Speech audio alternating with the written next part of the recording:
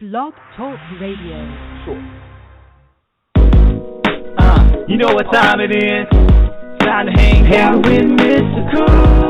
With Mr. Cooper. With Mr. Cooper. With Mr. Cooper. Get the latest scoop. From Mr. Cooper.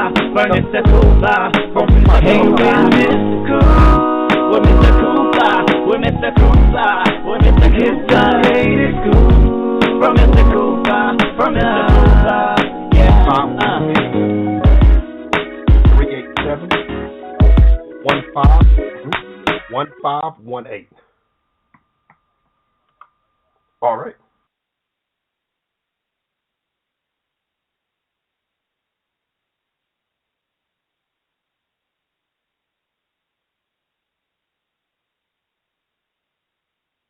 All right, guys. Sorry about the technical difficulties, but I'm back on live. Welcome to the Bit Scoop with Coop. I'm your host, Coop. And, guys, we actually have a great show today. All you Storage Wars fans, you guys are going to love this. I actually have the auctioneers from the show. A&E is actually doing a great job actually broadcasting this. Show is actually going strong, guys. So you're going to love this show. You're going to love what's actually going on here, guys. And I can't say enough about what's going on and who's actually on the show today. These guys this lady and gentleman, they're actually doing big things right now, especially on Storage Wars. Ladies and gentlemen, the one, the only, Dan and Laura Dotson. Welcome to the show, y'all. Well, thank you for having us. Thanks a lot, man. We appreciate it. It was a great intro. We'll try to stand up to it. Hey, thank you. Hey, you already done it. I've been watching the show. I'm a faithful follower. I know the people that's listening live right now, they're a faithful follower also, or followers. So, guys, once again, I just want to say thank you. Keep up the good work, what you're doing. A&E has actually done a great thing picking you guys up, especially for Storage Wars and everything. So, let's get this party started, guys. Now, thank you, and we want to thank all of our fans because, you know, there's about 2 million of us that love the show, that watch it every week when it's on, and that's what's keeping it going season after season. We just finished up show 198. We're on season 8, I think, going into season 9 here, right? Yes. We're real excited. It's been a wonderful 6-year run for sure. Yes. And I'm actually ready for episode 3090 and 5090 because I know it's going to get there, guys. You said it, baby. Yes, it's coming. You already know it. Yes. Amen. All right. Now, Dan and Laura, just to let you know, on this show, we always talk about how you started in your career, your success. You give advice on actually how to get started in your career and way more. But we always start from the beginning, guys. So I want to start with you first, Dan. Dan, when did you decide to get into the auctioneer business? You know, my grandfather and mom were auctioneers, and back when I was 8, 9, 10, 11 years old, I used to go back to Northwest Arkansas where my grandfather was an auctioneer, and I went every summer with him. And in 1974, I was 11 years old, and I knew what I wanted to be. I wanted to be just like my grandpa. I wanted to be an auctioneer. And I told my grandpa, I said, I want to be like you. I want to be an auctioneer. And 3 weeks later, I've never looked back. It's been the best present that anybody ever gave me was my grandfather teaching me how to do my trade. When I was 16 back in California, I would ditch school on Tuesdays and I'd go down to the Chino auction. And the Chino auction had everything. They had cattle and goats and pigs and furniture. And I would go down there at 16 and they would let me sell furniture. And then finally my mom figured out that I was ditching school and what was I doing. And when she found out I was sort of chasing my passion, she had no problem with it. She thought that was an okay thing for me to be missing school for. And it's just been a great 1983. I started American Auctioneers, just hustling, trying to figure out anything I could to sell. It seems like self-storage started in about 85, and that was pretty low-hanging fruit for me to do. And so I just started selling storage, and I decided, I like this. I like this business. I like these legal sales. So, in 83, we started American Auctioneers, and Laura and I, we tied up in the mid-90s, and we've been together 20 years now, right? 20 years this year. Wow. 20 years. Who would have thought 20 years ago we would be sitting on the side of the 10 freeway eastbound, 30 miles from Palm Springs with a blown-out tire and an RV talking to you? Wow. Now, ladies and gentlemen, at home, if you all listening to this, guys, Dan and Laura cannot make this up. Seriously, they're literally on the side of the road right now Yep. and doing this show at the same time. Now, Dan and Laura, you all represent the true meaning of multitasking. That's what you all represent, and you guys are doing a great job. And I mean, that's true dedication. Seriously, from when you started, Dan, all the way up. Now, Laura, I got to ask you also, what drove you to this business also? You know, I was opening some restaurants in the early 90s, 91 through like 94, and I was trying to find the best way to get equipment, for cheap. And that is when I ran into Dan Dotson, and literally he stole my heart. I'm telling you what, for once a year, for 3 years in a row, I was going down and buying restaurant equipment. I was opening restaurants, and I fell in love. And this guy was trying to get my attention, but every time I would, buy the big bid, and he'd be doing like 800 lots, he didn't take a break. And the next day I would go back to pick up my items. I'm looking for that auctioneer because through the whole doggone sale, he's flirting with me. Wow.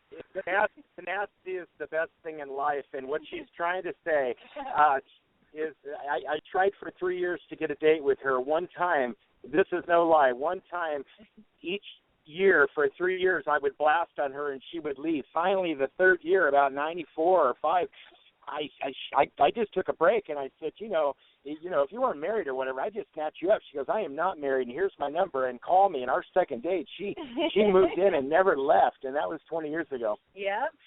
So Wow. next thing I know, I've got my restaurants. They went really well, and I decided to get into the auction business with my husband. And I was clerking all of his sales and trying to keep up with his fast talking. And along the way, like about a year or 2 years into our relationship, he had gotten his wisdom teeth pulled. And he says to me, you've got to handle the auctions. And I thought, right.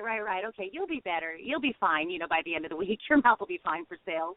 Well, no, he wasn't. And we had 17 auctions lined up. And my mouth was all swollen up like a pumpkin. And Laura says, I can't do these auctions. And I'm telling her, you got rah. So she goes to my mom. Yeah, but I said, well, Sammy, he says, Mom, I said, God bless it's my her. mom's birthday today. She passed away about 16 years ago, but she was an auctioneer, my partner. It was her birthday today, so very special day. So Mom and Laura had a conversation. I said, Sammy, hey, Danny's had his wisdom teeth pulled and can't talk, so you're going to have to go do his auctions. And she says, no, I'm not. And I go, huh? She goes, you are. You're his wife. You're going to do it. And I go, oh, my God, I'm terrified. And, it was the best thing that she'd ever done. She had faith in me. Danny had faith in me. She said, Laura, it does not matter how fast you go. You have a gift for gab. You're able to go get that money. Now you go do it. And I loved it so much.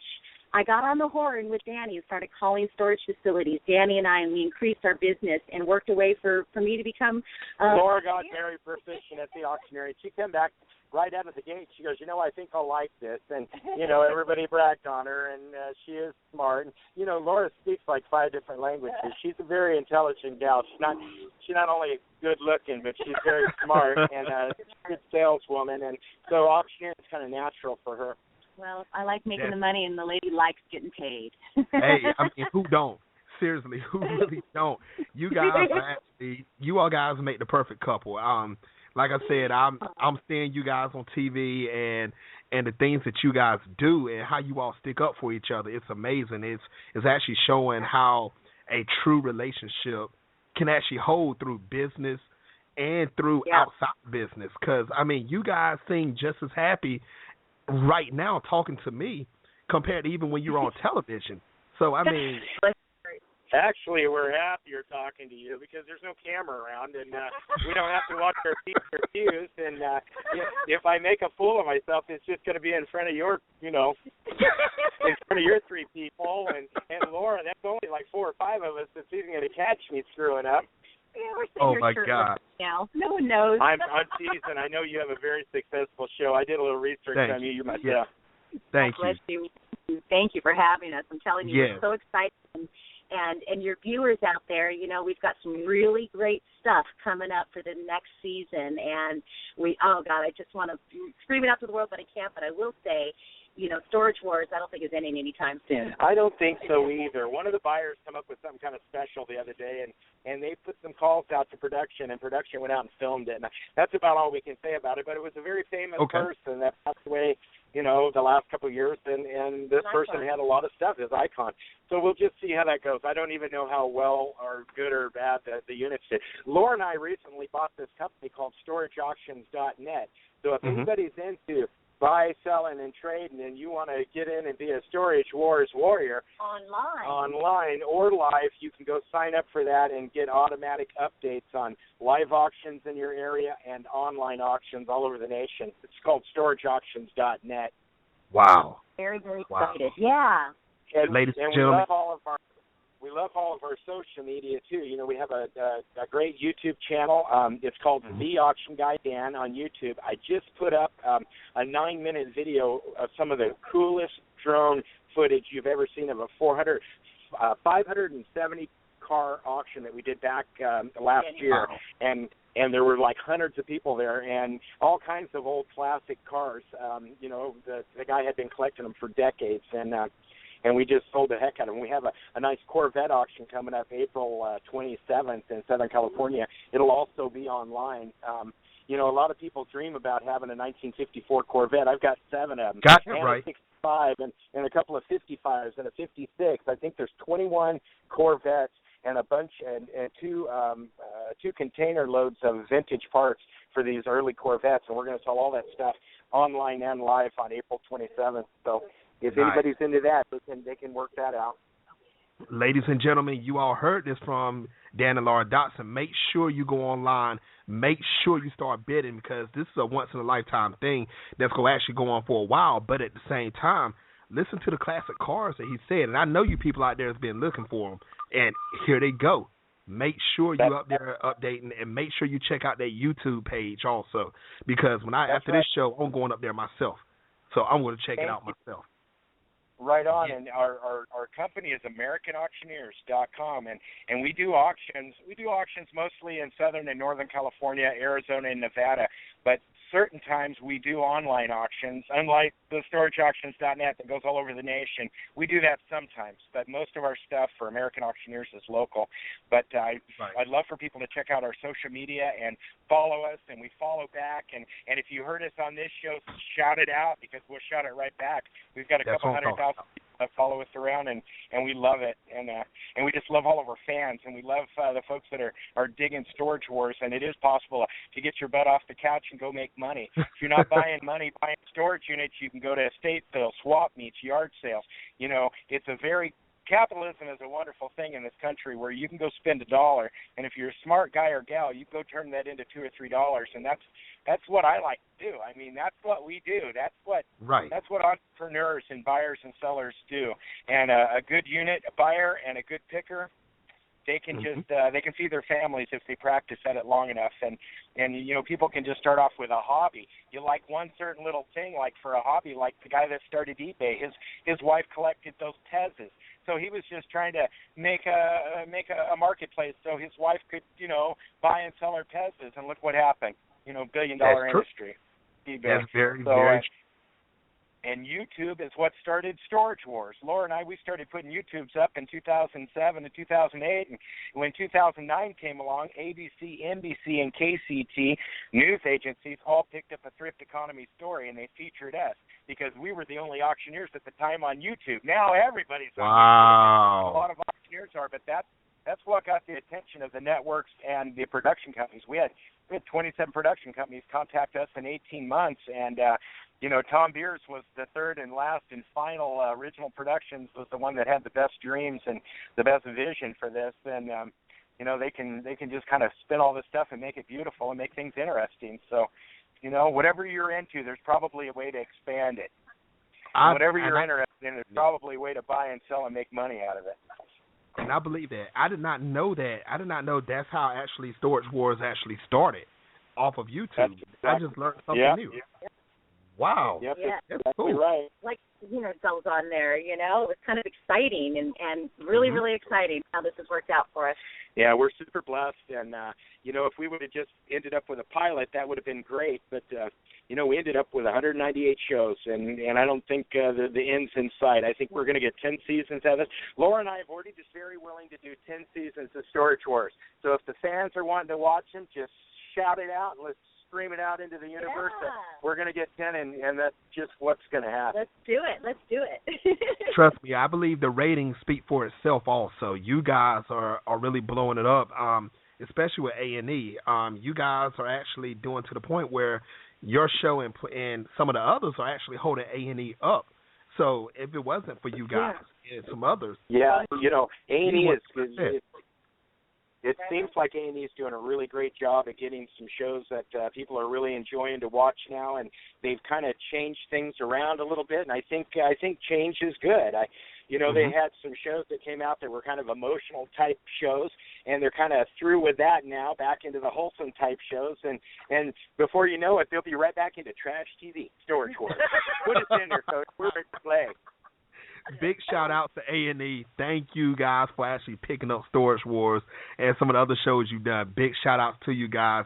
And also the people that's listening from Storage Wars, I got to give a big shout out to you guys too, because all of you are actually making this happen as a whole. So I got to give a big shout out to all of you guys. Now, Dan and Laura, I have to ask this question because I'm curious myself. How long did it take both of you to actually master the art of auctioneering? To actually get out there and spit out like you do? I don't think I've mastered it yet, but I can tell you that once my grandfather started teaching me in 1974, 3 weeks later I was actually on top of a desk selling a pile of something and barely being able to speak. So, it's something that I've been working at for 42 years. Laura's been working at for 18, 19 years now, and it's something that if you work at it, you just get better and better and better, and there's probably an age curve there. I think once we start probably getting in our 80s or 90s, when we start losing the juice from inside and the power and the energy, then, I think that's when our curve starts going down. My grandfather used to come out to California, watch me auction when I was in my 20s and 30s, and, he was always on my ass. Hey, you're missing a bid. Hey, do your increments different, or hold your body different, or you're slurring this way, or say something good that way, and finally... Is that why you're on my ass? Exactly. Good one, Laura. Okay. But, he finally, I'm in my mid-30s or 40s, and he came up to me and he says, Danny, I think you're probably a better auctioneer than I ever was. I don't believe that, but that's what he said, and it made me feel like, okay, I finally made it. When I was a kid, I was, 20-something years old, and I asked a bunch of professional auctioneers, I said, how do you know when you're a professional? And they just all looked at me, and one of them said, you'll know it, kid, when you're there. And, I just kind of went on for another decade or so, and then one day I woke up and I said to myself, I am a professional at this, and I think I like it. My grandfather told me, if you will enjoy your job, Danny, he told me this as a kid, you'll be one of the best auctioneers out there if you'll just enjoy what you're doing. So the best advice I can give to anybody, I don't give a damn what you're doing. Give it passion and love it, and you'll be the very best at it. And if you're the very best, or you're really good at doing whatever you're doing that's making your living, life is not about just work. It won't seem like a job. It's just kind of what you do. And I that's kind of the advice I give to everybody. Just try to enjoy what you're doing. And if you really hate it, you really don't enjoy it, find yourself something that you can work on as a hobby so you can get away from what you hate and get going towards things that you love. And because life is very short. I had a double brain aneurysm 2 years ago. They said I had a 50% chance. Well, that's not true. They told Laura I had a 4% to 15% chance of survival. So since then I've realized, I've always kind of chase stuff that felt good for me, that was fun to do. I've always done that. But now that I've come so close to dying, I really, really respect life, and I really respect my time. And I don't mind wasting my own time, but I'd be damned if I'm going to let anybody around me waste my time, because it's too valuable. It's all we have in life is our time and our loved ones around us. And at the end of the road, that's the only two things that matter. And, it's funny that you mentioned that about having fun for what you actually do, because earlier today, probably about 9 o'clock in the morning around my time, I got on Facebook and I just put this quote out, and because it was in my head, I said, if you're having fun with what you're doing in your career, is that actually recreational work? And so I asked the question out to everybody, but me to be true, right? But you see, Laura, here's the thing: a lot of people think whatever type of job that you have that is work, that means it's got to be a drag. And me, it's not like that. I mean, I love what I do. You guys love what you do, and you get paid for it. So yes, if you find that passion of what you like to do, trust me, you can make as much money as you want to off of it, and you can have as much fun. You can wake up saying, hey, I want to do this and I want to do that. So I definitely agree with what you said, Dan. That's very true on everything you just said. Now, how excited were you guys when you all found out Storage Wars would be airing on A&E?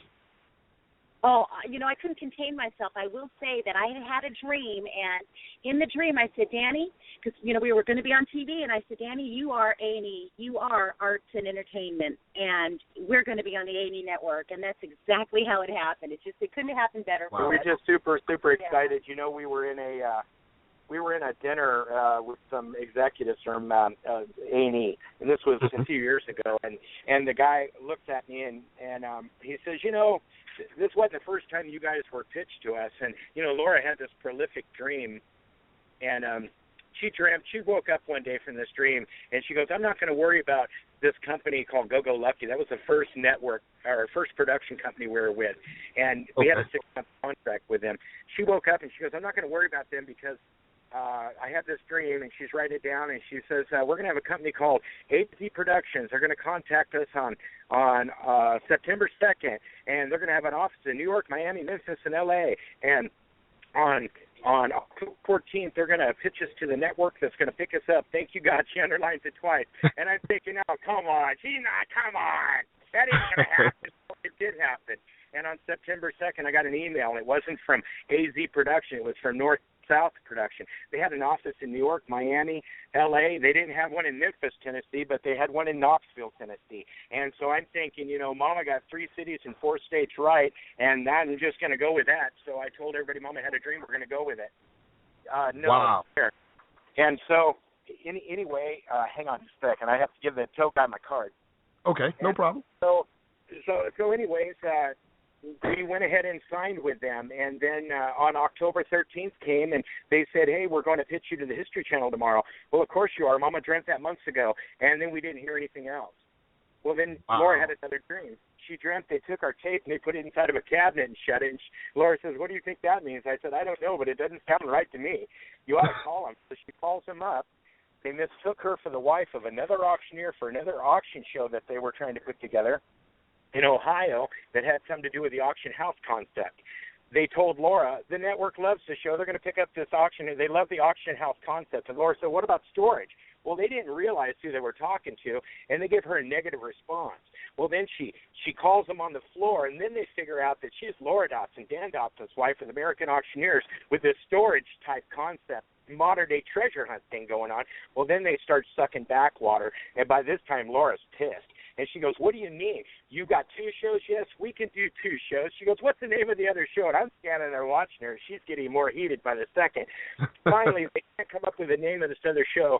She hangs up the phone, and she looks at me, and she prays out loud, God, please send us a Tom Beers. And I had no clue who that was. And I said, babe, who's that? She goes, that's Deadliest Catch, Ice Road Truckers, and Axemen. Those are shows I watch. I said, yeah, we need a guy like that. 3 weeks later, I'm doing an auction. I'm on fire. I mean, the planets are all lined up, and I can't do anything wrong. And a guy steps out of nowhere, and he says, you ever think about doing a reality show? And I'm all pissed off at these guys, cocky. I point at this guy and said, yeah, you're number 16, baby. What's your name? He gives me a card, and it's Tom Beers. And I'm beside myself, man. I'm just stammering. And I said, you're the guru, and you can turn this stuff into gold. And my wife prayed to God you'd be right here, and here you are. And if you're patient, I have 45 days left of my contract. He goes, I'm patient. And in the meantime, we were doing a little consulting for True TV and Spike TV, and with their shows that came out. And luckily, everything just worked out the way that it did. And we're just sitting here on the side of the road to tell you about it today.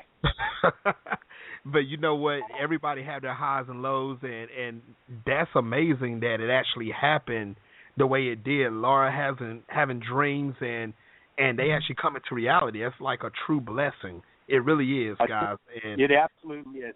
You have to ask, believe, and receive, and that's the way that it works. If you want something in life, don't be afraid to ask God for it. Don't be too and don't be humble enough not to thank God every day for everything that you have. And it don't matter how small it is. You know, everything's a blessing. And Laura and I, we believe the same way with that. And I used to think accidents happened all the time and everything was random, but I don't believe that at all now. I really don't believe that. I think that everything is meant to be just the way that it is. And, you know, when terrible things happen, they just happen. But down the road, somewhere, somehow, something good should come of that. And it's not up to us to know what that is, but we're just, you know, we just believe that things will work out good, and we ask God every day for, you know, people to use us and help us and come and use our sites and our services and bring blessings into our life and let us help other people, and every day we pray like that, and every day we thank God for this day, and you know, I love it, and that's what shows with your having a strong prayer life like that, you see the result that's actually happened. You guys have to continue to do what you're doing. You keep praying, Dan and Laura, both of you, and watch how high that the Lord will bring you. So I am truly, once again, saying that you all are a blessed couple. A lot of things are going good for you. More things are actually coming your way. So continue to do what you do. I think you're right. And for you too, man. I feel the energy right over the phone with you, man, and you seem like a great guy, and you seem like you're right on the edge of everything, and that's good. I like that. Thank you. Maybe one day I'll be on A&E with you, having my show on national television. So that's one of my goals. So then let's just watch that happen. Exactly. Now, Dan, let me ask you. Well, Laura, let me ask you this one question: on Storage Wars, besides Dan, who is your favorite person to be around? Well, let me talk like I'm Laura for just a second, since she's paying the tow company guy on the side of the road. Dan, you answer your question. I want you to also ask you the same question. So let's start off with you first. Besides Laura, my favorite people on Storage Wars, is that past or present, or what is that? All around from season 1 up to now. It doesn't matter. You know what? Laura and I helped put the show together, and, you know, Daryl was our friend. Dave Hester was my friend. Oh, my God, I can't even believe I said it. And Jared and Brandy were our friends. We kind of put them together for the show. I think Barry, I probably had more fun with Barry motorcycle riding and doing stuff around the country with him than I probably have anybody else. But Jared and I, we ride motorcycles, and we go out to dinner with Renee and his wife Casey. He likes to eat that German schnitzel. That's all he seems to be able to talk about. But, you know, he's a good buyer, and he loves Storage Wars, and he's very energetic, and he knows his stuff really good. He knows a good unit from a bad unit, and he's got enough money to back it up. And you know, so that's kind of a loaded question. I don't know. It depends what day of the week it is. It depends who's in front of me. I'm like the old dog that'll go with anybody that'll take him hunting. I mean, I like everybody, but certain times I might like certain people better than other times. Does that make sense? Yeah, it does. It does. It's all on your mood. Some people will rub you the right way on some days. Some people rub you the wrong way on some days. So it all depends on what mood you are that you're in and you're clicking in. So that definitely now, since Laura's out there paying right now, I want you to answer that question for her. Besides you, okay, Dan, who does she like? You know what? Her and Daryl were born on the very same day, May 13th. Yes, May 13th. He's got it tattooed on his arm, and they're both a little bit psychic, believe that or not. And so I think that I'm not sure who's favorite. You know, I think Laura flirts with Barry a lot. So I think that deep down she probably likes Barry. But she does like Renee and Casey, and she really does like Daryl. Her and Daryl are pals. So who's your favorite on Storage Wars, babe? Brandy. Okay, Brandy's her favorite on Storage Wars. That's right. Okay. You know, good answer, I like Laura. to drink champagne with Brandy, too. She's fun. Oh, wow. So when's the last time y'all saw Brandy? We saw Brandy last week. You went on a motorcycle ride, and I was on the phone with her, and It was about 2.5 or 3 weeks ago. Jared calls me up and says, "You want to take a ride with me and a few of my buddies?" I said, "Yeah." Well, he's about 20 of his buddies, all nice guys, but man, we were going through Huntington Beach and everything, and not even stopping at stop signs. It was like it was pretty cool. I loved it, and we just we did a big thing with the Easy Rider show in Long Beach, and just had a big time. Had a big time with that. So I see them. I'm actually doing an auction for their store. I don't want to let the cat out of the bag, but Jared and Brandy have plans of stuff that they want to chase, and being strapped to their store in Orange is not the deal. So we're going to do a slice and dice auction for them on next Saturday. Next Saturday at 11 o'clock, we're gonna turn that into little pieces and big pieces, and free up their time and their energy so they can go chase some of the things, other things that they're wanting to go chase. Man, that's great, man. And see, I like how you all stay in contact with each other even when the cameras are off. So that, hey, man, that it's shows all real. Not right. It shows it's not a scripted thing. You know, the friendship is not a scripted thing. So that's a great thing. And while we were talking about other people, how is the atmosphere with everyone? And I shouldn't say everyone, but I'm going to get into that later on. But I'm going to say it. How is the atmosphere with everyone when the cameras are not on, behind the scenes? You know, it depends who it is. Most of these guys really don't have any use for each other. And, you know, at first I thought, you know, why do these two people really not like each other? I understand they're trying to buy the same stuff, but why are they like mad at each other? And I never really could figure that out. But none of them are friends off of camera. None of them are friends off of camera. Maybe Barry and Jared might be friends off of camera. Maybe Renee and Daryl might be somewhat friends off the camera, and maybe Renee and Barry are friends, but none of the other combinations can even hardly stand each other. It's amazing. You would think that, God, you know, they're going down the road together, and you know, but they just, I don't know. What you see on the show is very real. They just don't have any use for each other at all, and they just. Go ahead. Oh no, go ahead, Dan. Go ahead. No. I mean, that's just what I mean, I think I was just about buttoned up with that, but it just, a lot of people ask that. You know, they say, is Dave really an asshole? Yeah, Dave's an asshole. I don't know why. I don't know why he feels that he has to be so miserable, but he is. That's true. And I don't know why. He does not like people doing better than him. And when Jared and Brandy started scoring and getting better loads, it pissed him off. We used to sit all together and eat. He wouldn't even sit at the table. As a matter of fact, he wouldn't even go out to lunch with us when the crew would go out. I was Dave's only friend. You know, before I went into the hospital with this aneurysm thing, I mean, I was like Dave's only friend. So, you know, I'm trying to get out of the hospital. Laura's out there doing auctions. All Dave wants to do is be the auctioneer in Storage Wars, and so he's gonna put Laura in a position where, you know, maybe he'll punch a woman right in the mouth. I mean, he really acted ugly, and they didn't ever produce that or cut that accurately like it was. I mean, if everybody knew how nasty Dave really was, they would really hate him. They wouldn't throw a tomato at him. They'd throw a rock at him because Dave's just miserable and not very nice.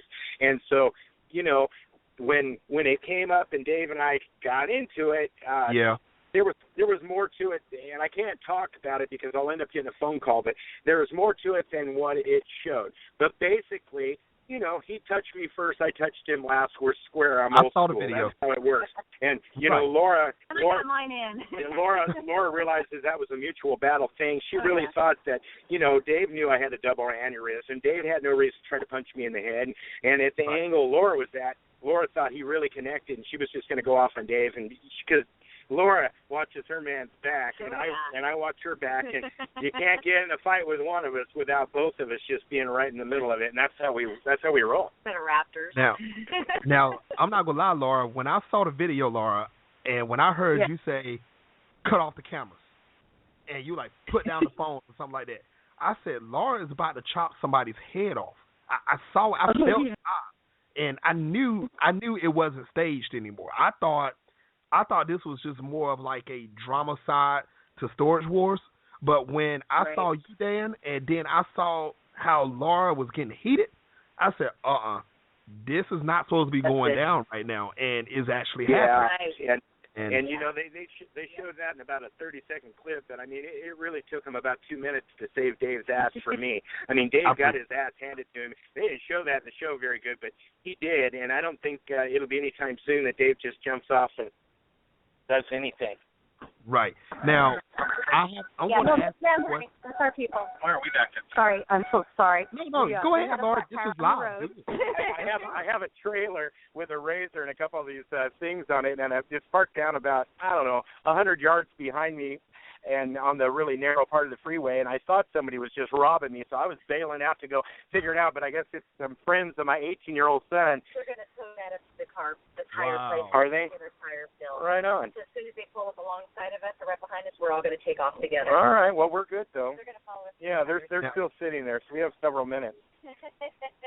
Now, Dan, I'm going to ask you this question. I know Laura's busy right now, but I have to ask this question, and I know the answer, but I want the world to hear it come out of your mouth.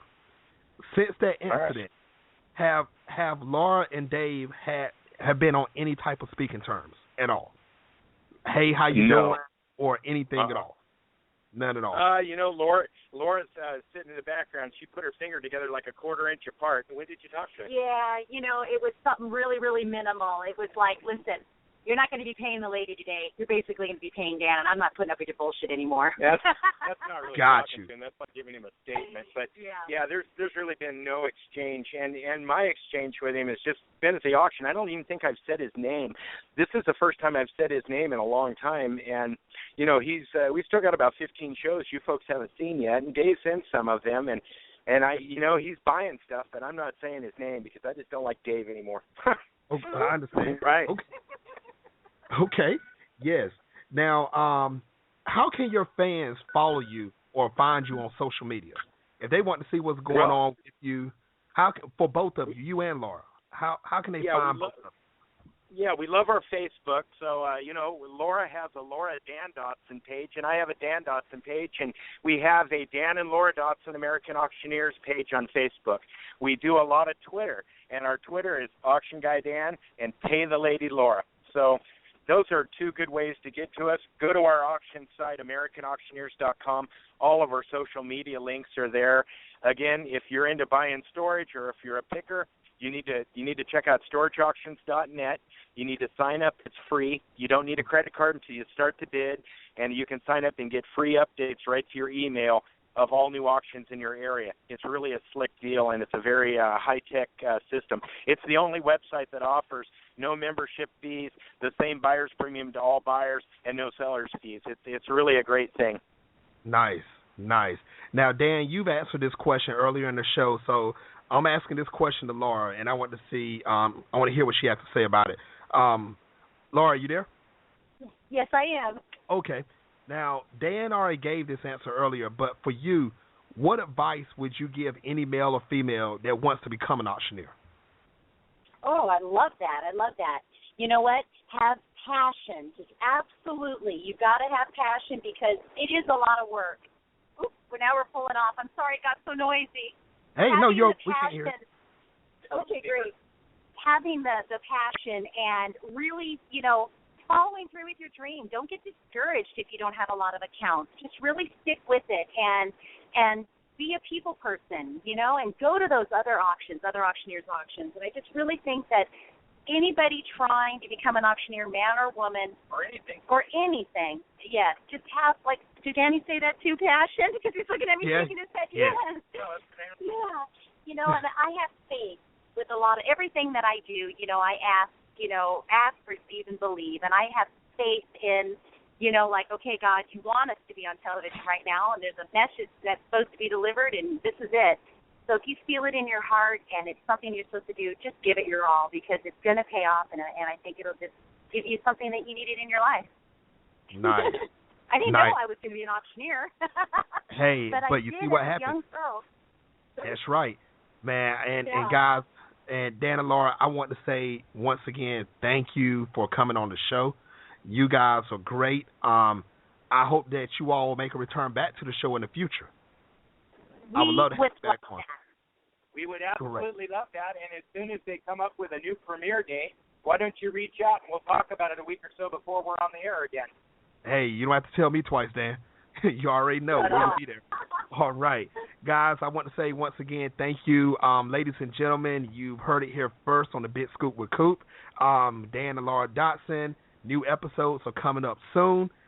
Make sure you tune in to A&E to watch this thing. Make sure you go to the YouTube page. I'm about to do that myself. I want to actually see these cars. I want to see everything that's going on. Check out their social media. Check them out. Check them out everywhere you can, guys. Make sure you keep on putting your support in for them.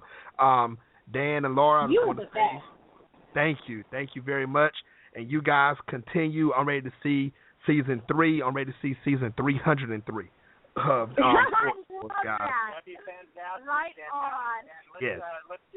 Let's just pray that your show works out the way you're wanting it to also. And you're a great guy, and thanks for having us on your show. And thanks to all the fans for watching Sport Tours. We love you guys. And don't forget to pay the lady. There you go, guys. You heard it here first on the Big Scoop with Coop. Until next time, people.